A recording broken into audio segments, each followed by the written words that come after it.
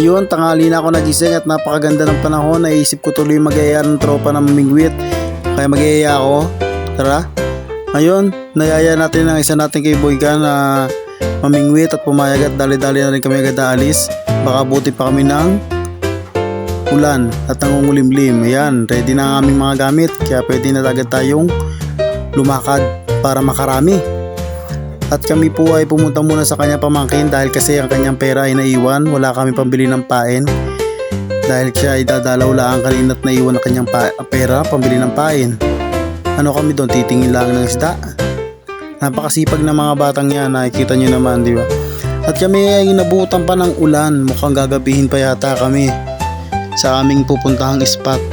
Kaya pagtila, agad-agad kami umalis para hindi na kami abutan ng malakas na ulan at makapunta agad kami sa aming mga pamimingwitang spot para makarami. Kita nyo ang napakagandang panahon at medyo nangungulimlim. Patuloy pa rin tayong pupunta sa ating spot para makarami tayo ng isda.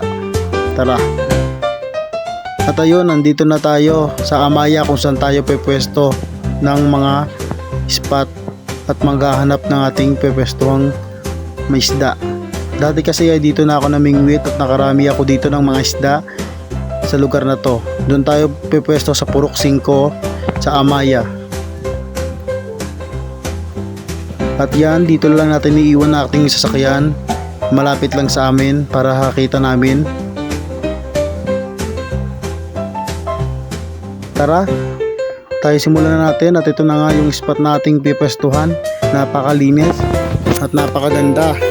Walang kahangin-hangin masyado at napakaraming isda na ito. Sigurado ako makakarami tayo. Ayan ang lugar ng ating pamimingwitan. At dito't dali-dali na agad kaming nag-set up ng aming mga rod para makarami agad at hindi na kami magpaulit-ulit pang papabalik-balik. Kaya dali-dali na agad kinabit ni kaibigan ang kanyang gamit at siya daw nahihirapan na tayo maglak ang kanyang rod. Ayan, at agad-agad na akong pumunta, tapos na akong mag-setup. Tayo ay mag-uumpisa na para makarami. Tara na. Ayun, hindi pa nagtatagal, may nakahuli agad na isang isda at malaki-laki rin ito. Ayan.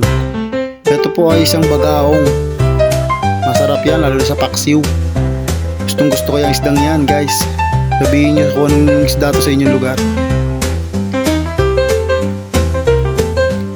Itong lugar na to ay hindi pinupuntahan masyado ng ibang fishing man dahil hindi nila alam itong spot na ito. At patuloy na naghahagis ang mga bata at dumadami na rin kami dahil nakikita ng mga bata na kami ay nakakahuli ng mga isda. Sila ay naiinggit, ginagamit din nila ang kanilang mga kawel at gamit nila ang aming pain. At ako'y dito'y bumalik upang maglagay ng pain dahil naubos na ang aking pain. Masyadong maraming isdang kumakagat kaya malakas din pain namin naubos kaso mukhang maliliit lang. Nakakailang minuto na hindi na ulit kami nakakahuli. Mukhang lumalayo na yata ang isda sa amin dahil masyadong nagiging magulo na. Yung mga batay lumulusong-lusong na rin sa tubig at nagkahagis ng mga pamingwit at sumasabit sa aming mga kapamingwit. Nagbubuhol-buhol na ang aming mga kapamingwit dahil sa sabay-sabay na kami naghahagis. Wala pa rin kaming nahuli na sumunod sa nahuli namin kanina na pagdating namin. At dito nga, dumami na ng kasalukuyan ng mga bata at medyo magulo na. Nahihirapan na kami mangiratakpan ng aming camera, hindi na kami kita. Kaya naisipan na isang kaibigan ko na pumunta doon sa aming camera at stop muna ito dahil masyadong marami ng bata, baka mawala ang aming safety. At ayan, bumalik ulit kami sa aming pagsisetup. Medyo dumidilim-dilim na rin. Wala pa rin kaming nahuhuling sumunod sa una. Medyo lumalalim na rin ng tubig at lumalakas ang alon.